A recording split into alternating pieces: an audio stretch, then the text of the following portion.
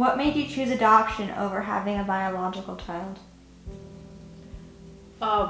We had a couple of miscarriages and decided that we wanted a child, and it wasn't going to happen biologically.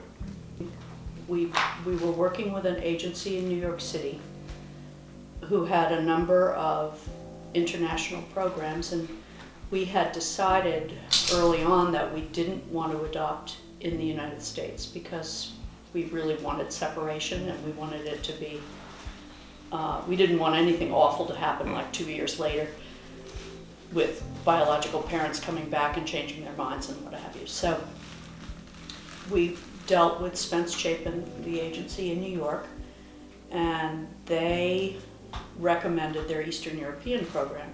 The agency had to interview us any number of different times.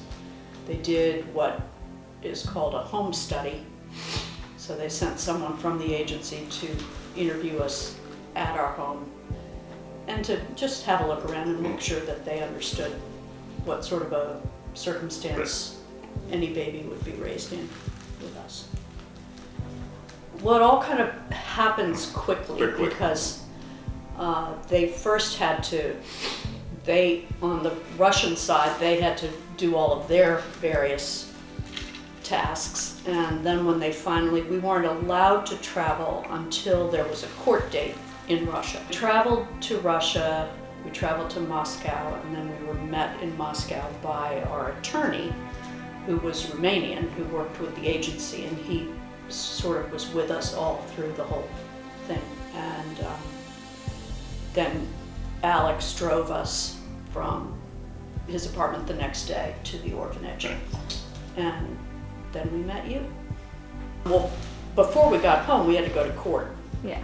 And there was no guarantee that we would be able to bring you that first trip. We were told that they might do this 3-week waiting period, and Daddy had a business which was really busy between Thanksgiving and Christmas time, and at that time it would have been about Thanksgiving.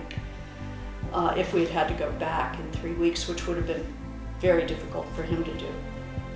So we sort of threw ourselves on the mercy of the court and asked if there was any way they could waive the waiting period and allow us to bring you in one trip. So we didn't know whether that would happen or not. We went to court that day, and we were real nervous, and and there was a translator there, and she was doing the translation, and the judge was asking questions, and he finally he looked through everything, and we thought something was missing, because all of a sudden he was flipping the pages back and forth of our dossier, which was thick, and he just kept flipping the pages, and then finally he stopped. And he looked at us, and he smiled, and he said, I'm granting the adoption, and I'm waiving the waiting period. So we were like, oh my God, because that meant that we could then leave the court, go and get a passport for you, and we had to do several other things on the way, but then we were on our way home. Yeah, we got back to Princeton, we went into the store, and they had balloons there. There was lots of celebrating.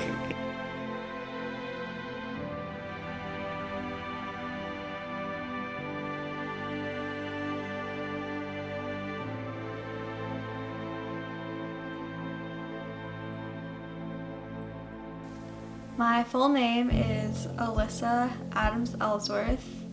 At birth, my first name was Alyssa. I don't know anything else. We did have more information.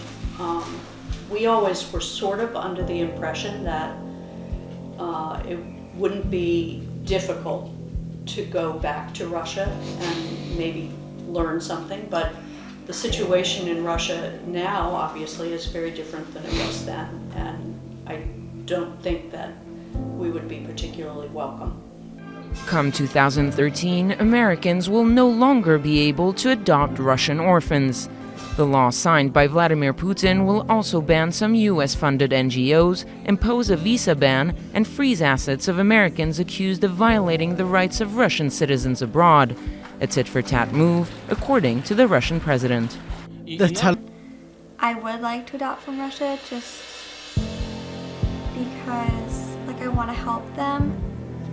Yet again, I don't know in the future when it comes to be not my turn to do that, will I be physically able to? What advice would you give someone who's choosing to adopt in general, no matter if it's from the US or abroad? Maybe about making the choice to do it. Maybe giving advice on The only thing I would say is, I don't have any biological children, but when I first held you, I had this really great feeling, which a lot of people have said when they've adopted children. So really, it's like you're really not adopted, you're our child.